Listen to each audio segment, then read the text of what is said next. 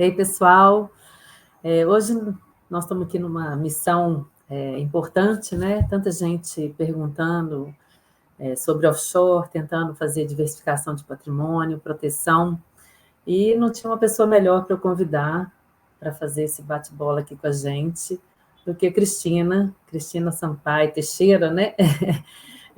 Cris, a gente começou a carreira juntas na auditoria, na Deloitte, né? Na época era Arthur Andersen, e Cris tomou outros rumos, ela foi para fora há muitos anos, mora nos Estados Unidos há muitos anos, e tem duas empresas, sempre na área de techs, e eu queria que ela falasse um pouquinho, Cris, se apresentasse, depois a gente vai fazer, são 14, mais ou menos, perguntas, dar um overview do que é offshore, para que ela serve, se ela ainda é vantajosa, e a Cris tem uma empresa, ela vai falar um pouquinho das duas empresas que ela tem, para vocês verem a pessoa profissional que nós temos de link aqui com o Brasil para a gente estruturar essas operações. Tudo bem, Cris? Tudo bom, Lu, obrigada pelo convite. São 29 anos, né, de carreira. Começamos exatamente juntos na consultoria tributária, lá naquela época da Arthur Andersen. E, de fato, de lá para cá, eu trabalhei com multinacionais e trabalhei muito com famílias também. E foi o que eu escolhi. Nos últimos 10 anos da minha carreira aqui nos Estados Unidos, eu escolhi focar em auxiliar, principalmente brasileiros que querem investir aqui nos Estados Unidos, que pretendem mudar para cá, ou que moram aqui, mas mantiveram ativos e fontes de renda fora dos Estados Unidos. Eu tenho um escritório boutique, que é a 2A Tax, ou 2A Tax, que vai fazer 7 anos aqui em Miami, que atende todos os tipos de consultoria tributária internacional americana e também internacional do ponto de vista de estruturação de estruturas fora dos Estados Unidos e outros países, como os países onde a gente chama as chamadas offshores. E tem o Astrid. A Astrid é uma plataforma de serviços digitais de contabilidade e tributação internacional também. Ela nasceu da minha intenção de servir um volume maior de pessoas a um preço mais acessível, e aí só a automação que podia trazer isso para a gente. Então, a Astrid está no ar desde setembro de 2022, atendendo aí já um número bem relevante de clientes e com parceria com bancos e corretoras aqui nos Estados Unidos, o que nos permite fazer uma contabilidade automatizada. Então, por isso aí, preços realmente muito mais acessíveis também. Eu queria primeiro que você explicasse para a gente o que é uma offshore, né? O que seria, né? Todo mundo fala, eu quero uma offshore, eu queria ter uma offshore, mas as pessoas às vezes nem sabem o que é, né? Então, eu queria que você explicasse o que seria essa offshore e depois a gente entra um pouquinho mais nas vantagens da offshore. Beleza. Então, offshore nada mais é do que um apelido para uma empresa que está fora do seu país, tá? Também se usa muito o apelido de PIC, ou Personal Investment Company, Private Investment Company, né? Uma empresa de investimentos pessoais ou privada. E essa empresa geralmente está situada num país de tributação favorecida. E aí a gente consegue usar esse instrumento para proteger os contribuintes, né, de algum tipo de imposto que não faça sentido, principalmente ele está sujeito, tá? Então, a offshore é uma empresa fora do seu país e é uma empresa, vale dizer, legal, tá? Tão legal é que o Brasil recentemente trouxe uma lei das offshores, de como tributar, de como reportar. Mas é uma pergunta bem frequente que a gente recebe também, né? Isso. Então, aí, Cris, já pegando esse link, né? Por que eu, né, pessoa física que tem um dinheiro para investir, por que eu deixo de fazer isso diretamente nos Estados Unidos, né? Essa aplicação, esse investimento em renda fixa ou em outros tipos de aplicação, né, americanas, e fazer isso através de um offshore. Como é que isso funcionaria e quais são as diferenças do ponto de vista fiscal e de segurança? Então vamos lá. Hoje a principal razão pela qual os clientes nos procuram para ter uma conta de investimentos aqui fora no nome da pessoa jurídica e não no nome da pessoa física é proteção patrimonial. Eu, curiosamente, sempre achei que era uma economia fiscal, que a gente também tem, eu vou chegar lá, mas falando aí com mais de 200 pessoas no início aqui da Astrid, a gente viu que a maior razão era a proteção patrimonial. Então, ao tirar o recurso do país para o exterior, você tem uma proteção já, um nível de proteção que eu chamo de geográfica, né? Você já tirou para uma economia forte, numa moeda forte. Ao colocar dentro de uma empresa, você tem 2 níveis de proteção. Então, uma das razões para se ter a conta na PJ e não no nome da pessoa física seria essa. A segunda razão, que é sim tributária, é o imposto de herança americano. Mesmo para pessoas que não moram nos Estados Unidos, quando você tem uma conta no nome da pessoa física e essa conta tem acima de $60 mil em ativos americanos, você já está sujeito ao imposto de herança americano, que tem alíquotas de 18% até 40%. Então, é uma fatia relevante do patrimônio dessa família que pode ficar para trás se a conta tiver no nome da pessoa física, com ações, por exemplo, da Apple, do Google e as mais comparadas por aí, que realmente essas ações estariam sujeitas a esse imposto de herança. Tá? E quando você tem por meio da offshore, não teria? Não teria, porque aí quem é dono dessa conta aqui nos Estados Unidos é uma empresa não americana também, é uma empresa estrangeira, e essa empresa nunca morre, a empresa não está sujeita ao imposto de herança. Por isso a gente deixa de ter o imposto quando a conta está no nome da PJ, tá? E a terceira razão, Lu, é automatizar essa sucessão, tornar ela mais rápida e simples para os herdeiros, tá? Porque na conta de pessoa física, você pode ter conta conjunta, você pode ter conta deixando beneficiários já nomeados, isso tudo é possível, e isso evita o inventário americano, que é, sem dúvida, interessante você evitar, como qualquer inventário em qualquer país, se possível, a gente quer evitar. Mas, além disso, tem a parte tributária, a parte do imposto de herança. E aí os bancos são obrigados a bloquear a conta quando há um falecimento, seja numa conta conjunta ou numa conta com beneficiários nomeados. E esse bloqueio só pode ser desfeito quando o inventariante comprova que não há impostos ou ativos sujeitos ao imposto de herança americano, ou se houver que esse imposto foi pago. E esse processo, gente, ele vai aí de 6 a 9 meses até 3 anos. É um processo todo feito em papel com a Receita Federal Americana, muito burocrático. E, de fato, a conta fica bloqueada. É uma obrigação dos bancos e corretoras americanas deixar essa conta bloqueada, sem que os herdeiros tenham acesso. Tá? Então, isso, então, independe do valor. Abaixo de $60 mil não vai ter esse problema, porque aí mesmo se forem ativos americanos, não há imposto de herança, e nesse caso a conta seria liberada. Entendi. Acima de $60 mil é que há necessidade desse bloqueio. Fora a necessidade de contratar advogado, né? O custo que fazer esse exatamente. inventário no exterior, né? Então, acho que isso é uma das grandes vantagens mesmo. Era até a próxima pergunta, tá? Quais seriam esses impactos na sucessão se tivesse esse investimento direto? Já respondeu. Então, só lembrando, Lu, se eu puder te interromper, tem duas partes, né? O inventário a gente consegue evitar na pessoa física. O processo jurídico de passar os bens para os herdeiros. Mas o imposto é que trava a conta. Entendeu? Entendi. E aí, por mais que eu não precise de um inventário porque já tenha beneficiários nomeados naquela conta, a conta está travada até que eu comprove ou pague os impostos de herança. Esse que é o problema maior. Quando você tem a offshore, né, por exemplo, nas Ilhas Virgens, quando você constitui, por exemplo, sua esposa com os filhos, e existem aquelas características das cotas serem uma espécie de condomínio, não é isso? O joint tenancy, né? Isso. Então, tá se discutindo até mais esse ano do que no passado, porque a Receita Federal esse ano veio aí com uma instrução normativa falando como que ela imaginava que isso deveria ser reportado, né? O que vai um pouco contra o que se dizia com relação à conta conjunta no Brasil, se diz. Mas, enfim, você tem algumas possibilidades de desenhar essa sucessão. Joint tenancy é uma cotitularidade. Então, pensa numa conta conjunta, só que é uma empresa conjunta, onde todos têm 100% daquelas cotas, naquele certificado de ações. Então, não é algo que você vai dizer, eu tenho 4, marido, filhos e esposas, nós somos 4 pessoas, cada um tem 25%. Não é assim que a joint tenancy funciona. Na joint tenancy, todos teriam 100%. Isso gerou, então, por causa da manifestação do Brasil no começo do ano, uma interpretação de que cada um desses 4 precisaria reportar uma parte da empresa no seu imposto de renda. Só que a origem desses recursos muitas vezes vem apenas dos pais. E aí você gera um descasamento entre o que a Receita espera de reporte versus o que está acontecendo na prática. Tem também um risco de se entender que há ITCMD na constituição da estrutura, quando você inclui os filhos junto com o casal. Então, por essas razões, a gente tem evitado usar a joint tenancy, que não seja entre casal com comunhão total ou parcial de bens. Sim. Quando é uma separação total, quando são filhos ou quando são terceiros, né, que o dono dos recursos tem intenção de trazer nessa propriedade, a gente recomenda o trust, que veio, né, mais recentemente também agora na lei das offshores, veio a ser tratado no Brasil pela primeira vez, tirando muita da insegurança jurídica que existia no Brasil para se usar o trust revogável como instrumento de sucessão.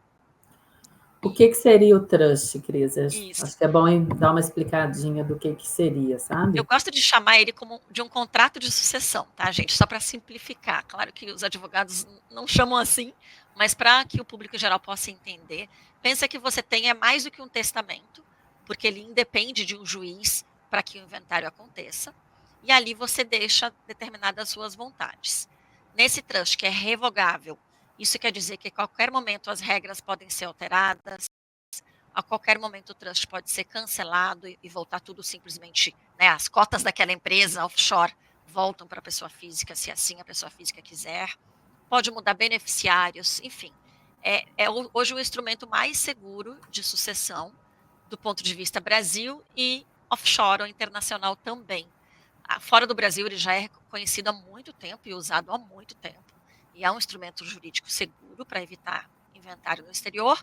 E agora que a Receita Federal se manifestou, né, que realmente entende da mesma forma que esse trust é um mero contrato sucessório, que os bens ainda pertencem aos donos dos recursos, fica muito mais fácil a gente implementar. Até o ano passado realmente tinha muita dúvida. E vocês também fazem? Fazemos também na Astrid. Fazemos revogável e irrevogável, acho que seria importante a gente até falar um pouquinho do que é o irrevogável. No irrevogável já teria uma série de outras implicações. No trust, a gente só faz o trust revogável na Astrid, né? E que é o trust simples e que os bens ainda pertencem aos donos do recurso. O trust irrevogável, aí você realmente doa aquele patrimônio para esse instituto, que é o trust, em benefício de alguém, de acordo com as regras que você determina. Então, o trust irrevogável é uma decisão definitiva de doação, mas você não doou diretamente para aquela pessoa. E por que é melhor, muitas vezes? Porque você controla as regras do jogo. Digamos que você queira criar condições de idade, de estudo, do que for, para que os seus beneficiários tenham acesso aos recursos. No trust irrevogável, você consegue esse tipo de controle sobre a situação. Tá? Então, ele é muito usado por americanos aqui, por exemplo, e tem outros benefícios aqui fora também. Mas para fins dos clientes que a gente atende, que querem ter essa internacionalização de investimento, esse patrimônio geralmente ainda pertence a eles, eles querem manter assim, né? Então, o trust revogável realmente é o mais usado. O que mudou, sabe, Cris? Muita gente ouviu das mudanças na legislação das offshores, né? Que aconteceu recentemente, mas qual que foi, assim, de forma resumida, quais foram as grandes mudanças? Ainda é interessante ter uma offshore, ou as mudanças, o que elas trouxeram de lado melhor e lado talvez pior? Tá, então vamos falar um pouquinho só da pessoa física, porque mudou alguma coisa também, né? As principais mudanças para quem tem a conta de investimento na pessoa física é que antes existiam duas alíquotas, 15% e 27,5%. Hoje é uma alíquota única de 15% sobre qualquer tipo de rendimento que vier desses investimentos do exterior. A segunda mudança é que antes o pagamento era mensal.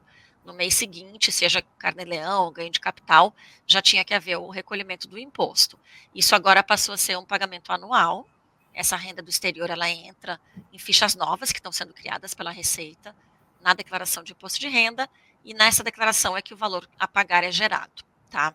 Então, essas foram as duas principais mudanças de tributação de pessoa física, além da possibilidade de compensar prejuízos, que é algo novo também. Antes isso não era possível com relação a esses investimentos no exterior. Compensa dentro do ano ou de um ano para o outro também? Dentro do ano, e na pessoa física você pode compensar em mais um ano.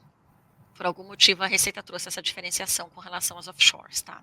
Então, pode compensar mais uma vez, além do próprio ano, aquele prejuízo se sobrar um saldo, né? Já nas offshores, a mudança foi mais relevante. Até o ano passado, quando você tinha uma pessoa jurídica estrangeira que investia no exterior, os rendimentos dessa empresa, desde que reinvestidos, né, desde que não saíssem da empresa para os sócios, eles ainda não eram tributados no Brasil.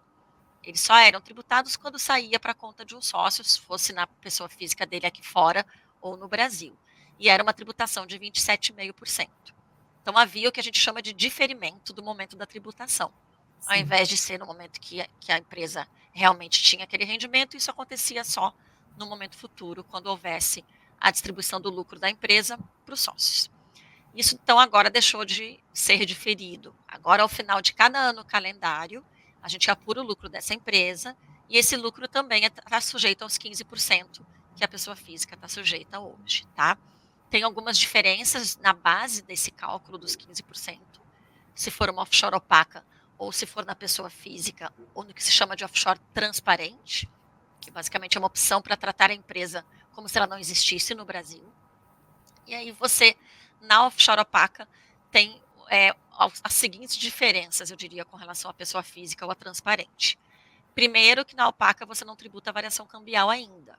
Esse componente do ganho continua diferido para o dia que você reduzir capital original investido na sua empresa. Então, isso é interessante, muitas pessoas estão com receio de uma alta de câmbio ainda maior, e, obviamente, ter a possibilidade de diferir ou de atrasar essa tributação é interessante para quem vai manter os seus recursos do exterior aí a longo prazo. Né? A gente pode abater despesas na offshore opaca, como a despesa de contabilidade dela, de taxas que ela tenha que pagar. Isso na pessoa física e na transparente também não é possível. Os prejuízos na opaca a gente pode compensar em vários anos, não apenas em um, como acontece na pessoa física.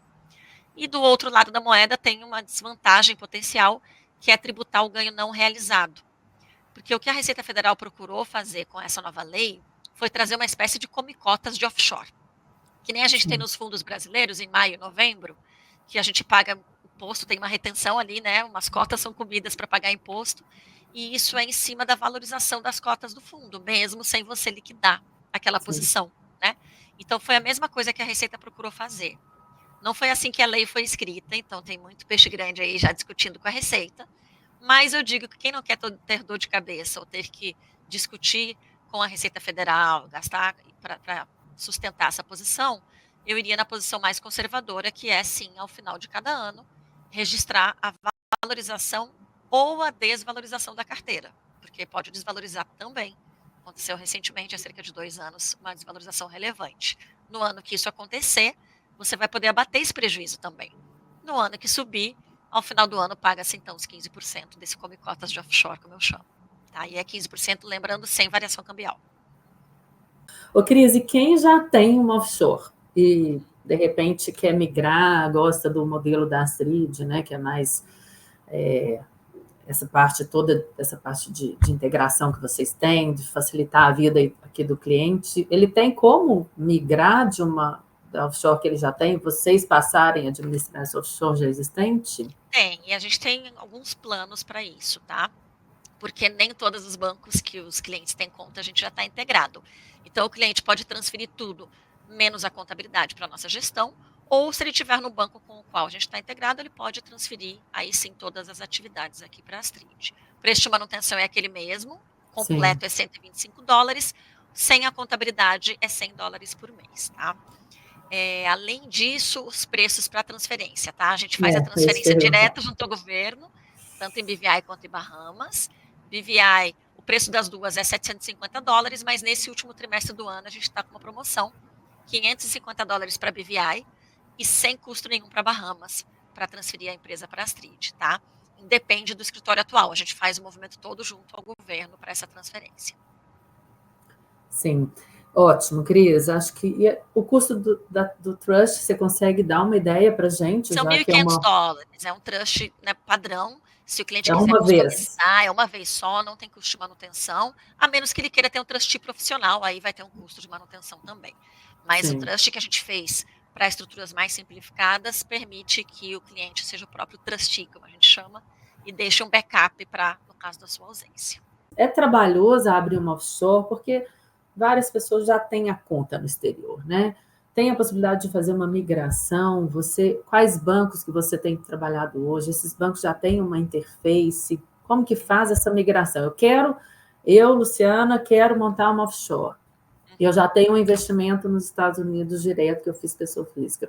Como que eu faço, Cris? Tá, então vamos lá. Primeiro, é muito simples, tá? O nosso processo ele é feito todo na plataforma digital, com o apoio da nossa equipe de atendimento também. Custa $1.350 para abrir uma empresa nas Ilhas Virgens ou em Bahamas. E depois a gente tem a manutenção mensal. A gente trabalha com Avenue e XP, hoje nos Estados Unidos com a integração já 100%. E a gente está terminando a integração com Interactive Brokers, BTG e Goldman Sachs. Para o próximo ano, a gente pretende ter aí um número bem maior de instituições onde a gente já está integrado, tá? essa integração que nos permite fazer uma contabilidade automatizada e, além dos outros procedimentos que já foram automatizados, trazer esse custo para baixo na manutenção. Sim. Você falou do custo de abertura, e tem um custo de manutenção mensal, anual, como é que funciona? É uma mensalidade de $125, que vai totalizar $1.500 no ano, que vai ter Sim, todas as atividades de manutenção dessa empresa. A contabilidade é uma delas, mas a gente tem que pagar taxas de governo. Nesses países não tem imposto de doação, de herança, nem de renda, mas tem uma taxa que é preciso pagar para a empresa ser mantida ativa. Então, a já gente está paga dentro essas desse taxas, valor. está dentro do valor. Então, a gente paga essas taxas, a gente faz as declarações que tem que ser entregue também nesses países. A gente, na virada do ano, dá um modelo de como declarar essa empresa no imposto de renda brasileiro. Então, as Sim, fichas vão ser novas para o próximo ano, né? Mas a gente já sabe o conteúdo que elas vão trazer. E você tem também uma declaração de Banco Central para quem tem mais de $1 milhão no exterior. E a gente sim. também libera o modelo de como declarar isso, tá? Já chega o modelo pronto para eu copiar e colar na minha declaração. Exatamente. Ah, Exatamente. perfeito. Perfeito. Isso é muito Essa é a bom, né? ideia. Porque as pessoas têm muita dificuldade até de entender como declarar isso, né? Ainda mais agora com essa opção de opaco e transparente. Nas duas opções, vocês já mandam aberto direitinho o que ela tem que informar, né? Exatamente. Se for transparente, vai ser uma offshore onde todos os ativos são listados, e na opaca ela é uma linha, e a gente já converte os valores para reais, na taxa de câmbio que a Receita Federal exige, tudo certinho, tá? E aí, Sim, Lu, uma coisa que eu não falei, você deu exemplo, né? Saindo da sua física, você agora quer ter a conta no nome da pessoa jurídica. Essa movimentação a gente tem que analisar, e a gente analisa com o cliente no primeiro mês da contabilidade para ajudá-lo a escolher entre opaca e transparente, porque quando você transfere da pessoa física para offshore opaca, você deveria transferir já a valor de mercado, é uma mudança que a lei trouxe também. Então, se tem um ganho não realizado ali dentro, já pagaria sim, 15% no imposto de renda do próximo ano. Se transferir para offshore transparente, isso não acontece. Então, agora mesmo eu estava com um cliente numa reunião hoje, que ele tinha lá $350 mil, $75 mil era já a valorização das ações que ele tinha comprado. Ele ainda assim preferiu pagar os 15%, porque ele prefere ter uma opaca para proteger a sim, variação cambial daqui para frente, mas é uma decisão cliente a cliente. Tem gente que pode sim. dizer, não, eu não vou pagar 15% dos $75 mil agora, eu prefiro então, tratar como transparente. A gente mostra isso para o cliente no primeiro mês para ajudá-lo a decidir, tá? Porque esse é um ponto importante.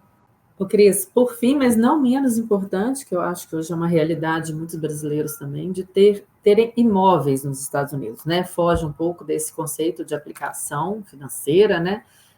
E tem imóveis. É, vocês têm uma estrutura diferente, um pouco diferente para imóveis, vocês também têm isso dentro da Astrid, né? Ou é da Two-Way? Como que Não, é dentro da funciona? própria Astrid, a gente recomenda uma empresa americana abaixo da offshore para deter esse imóvel aqui. Então, é uma LLC, geralmente, que a gente abre, que é a nossa limitada aqui nos Estados Unidos, aqui na Sim, Flórida.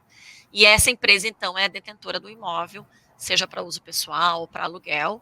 E a Astrid faz também toda a contabilidade, declarações americanas que, aí sim, no caso de aluguel ou de venda, ou a depender da estrutura, precisam ser entregues. Paga taxas de governo, atua como agente registrado, que é o representante local aqui para esse tipo de empresa, tá? Então, isso a gente também mas faz na por que Astrid. as duas empresas, Cris? Por que Para a fins de imposto de LLC? renda americano, tá? A gente tem algumas questões de imposto de renda. Uma delas é o Branch Profit Tax, que é uma dupla tributação de 30%. A gente tem o FIRPTA, que é algo que incide na venda de um imóvel por uma empresa estrangeira ou uma pessoa física estrangeira quando ela detém isso direto. Então, a gente quer ter a offshore em cima para proteger do imposto de herança com relação a esse imóvel e a empresa americana para ter o melhor tratamento tributário de imposto de renda americano. Tá? Sim, claríssimo, claríssimo. Não é só mais uma empresa para a gente ter contabilidade, é uma questão de proteção, que é o que a gente Exato. volta a falar do começo da conversa. Pois é, Cris, acho que a gente está quase fechando a meia hora, que era o nosso objetivo, de dar em meia hora, dar uma visão geral de offshore, né? E eu já acho que pegamos todos os pontos, que pelo menos são os que vêm de dúvida sempre dos clientes. E eu queria te agradecer muito, Cris, e te desejar aí realmente muito sucesso, que a gente consiga abrir um canal para novos clientes que têm esse desejo de proteção do patrimônio, né, e de diversificação dos investimentos, né? A gente não virou um bicho de sete cabeças, temos vantagens ainda, dá para a gente fazer todo esse planejamento, isso faz parte de um planejamento patrimonial. E eu queria, a Astrid marca reuniões, né, para discutir os casos específicos dos clientes. Eu queria deixar o meu contato para que as pessoas possam me procurar e a gente fazer um filtro de identificar o profissional dentro da Astrid, né, Cris, nessa parceria que nós temos, para poder escolher o melhor profissional que vai dar aquele retorno e a gente poder atender vocês da melhor forma possível, né? Meu telefone, meu WhatsApp é 31 993050314 e mandando para mim, a gente tem acesso à agenda da Cris, do Terra, da Gabi, e aí a gente vai fazer todo esse melhor agenda, né, para a gente poder marcar, esclarecer as dúvidas e poder implementar e dar mais essa opção, né, para os clientes e para a gente poder fazer essa diversificação. Te agradeço muito, Cris. Deixa os últimos segundinhos aí para você fechar. Não, imagina, obrigada pelo convite, a gente está aqui à disposição. Foi bom você ter lembrado da reunião, porque só para desmistificar um pouquinho, nós somos uma plataforma digital com processos automatizados daqui para dentro, eu costumo dizer. O nosso atendimento ele é humanizado e a gente realmente tem no nosso DNA esse lado consultivo, até pelo nosso começo de vida, né, Lu? Então, Sim. é importante, a gente gosta de ajudar os clientes a definir as coisas, a entender bem as coisas para tomarem a melhor decisão também. Tá bom? Então, conte conosco. Tá bom, Cris. Obrigada, viu, querido? Um abraço para você. Beijo. Obrigada. Até mais.